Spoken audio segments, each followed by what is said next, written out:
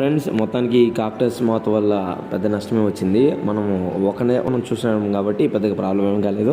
ఒకవేళ ఈ తోటలో వచ్చినట్టయితే మాకు మొత్తం స్పాయిల్ అయ్యేది. సో ఇక్కడ చూసినాం కదా, మనం దీన్ని కట్ చేసి ఈ రసం కండగలిగినటువంటి ఈ శాఖ ఏదైతే ఉందో ఇది కాక్టస్ మాత్ అనేది పీల్చేసిందనమాట. పూర్తిగా పీల్చేసింది. చూడండి, ఎగ్స్ పెట్టడం కానీ అదేవిధంగా పూర్తిగా పీల్చేసి ఈ విధంగా డ్రై అయిపోయింది. ఆల్రెడీ వేర్లు రూట్స్ వచ్చేసినాయి. అంటే కటింగ్ అయిన తర్వాత ఆటోమేటిక్ రూట్స్ వస్తాయి కాబట్టి సో చూస్తున్నాం కదా రూట్స్. సో దీన్ని మనం కొత్త ల్యాండ్లో నాటాలనేసి ప్లాన్ చేస్తున్నాం. ఎందుకంటే వేస్ట్ కాకూడదు కాబట్టి. సో ఇప్పుడు ఆ కాక్టస్ మాత్ అనేది దాన్ని మనం ఇన్సెక్ట్కి సంబంధించిన అనమాట.